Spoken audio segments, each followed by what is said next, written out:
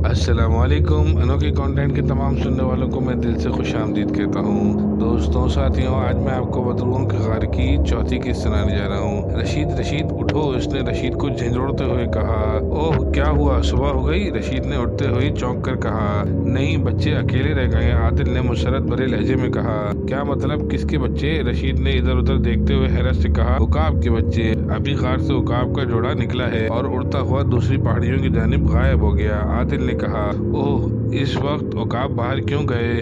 वो तो सुबह के वक्त शिकार के लिए जाते हैं। रशीद ने चौंक कर कहा। भाई, चांदनी रात है, हो सकता है वो रोशनी में अपने बच्चों के लिए समंदर से मछलियां पकड़ने के लिए गए हों। समंदर कराची में है, वो सुबह से पहले वापस नहीं आएंगे। हमें मौके से फायदा उठाना चाहिए, आदिल ने मुस्कुरा कर कहा। इसकी बात सुनकर रशीद ने सोचा और फिर अपने बैग से टॉर्च निकाली और उठ खड़ा हुआ। आदिल ने अपने बैग से जालीदार कपड़े से बना हुआ थैला निकाला जिसमें उन्होंने औकाब के बच्चों को बंद करना था। फिर वो दोनों बाकी सामान वहीं छोड़कर गार की तरफ बढ़ने लगे। आदिल खुश था कि वो औकाब के बच्चों को हासिल करने वाला है। अरे यार, इस गार को हम उर्दू में क्या कहेंगे? आदिल ने मुस्कुराकर रशीद से कहा। औकाबों का नशेमन, रशीद ने आहिस्ता से कहा। अल्लामा इकबाल ने औकाब से ही मुखातिब होकर ये शेर कहा था।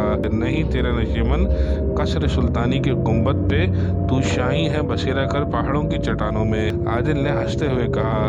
ज्यादा दांत मत निकालो और आहिस्ता बोलो, कहीं उकाब के बच्चे बेदार होकर चीखने चिल्लाने न लगे। रशीद ने बुरा सा मुंह बनाकर कहा। आदिल मोहतात हो गया। गार के करीब पहुंचकर वो रुक गए। अंदर गहरी तारीखी थी। रशीद ने टॉर्च जलाकर रोशनी गार में डाली। गार का दहाना ज्यादा कुशादा न था और एक वक्त में एक ही आदमी झुककर इसमें दाखिल हो सकता था।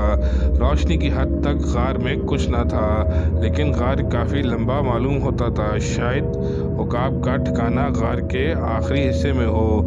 ये सोचकर रशीद झुककर गार में दाखिल हो गया। अंदर से तकरीबन 6 फुट कुशादा और इसकी छत 8-9 फीट बुलंद थी। रशीद के पीछे आदिल भी गार में दाखिल हो गए और दोनों टॉर्च की रोशनी में दबे पांव आगे बढ़ने लगे। गार में चलते चलते इन्हें 10 मिनट गुजर गए, मगर गार का आखिरी सिरा नजर न आया। रशीद के अंदाजे के मुताबिक तकरीबन 300 गज का फासला तय कर चुके थे।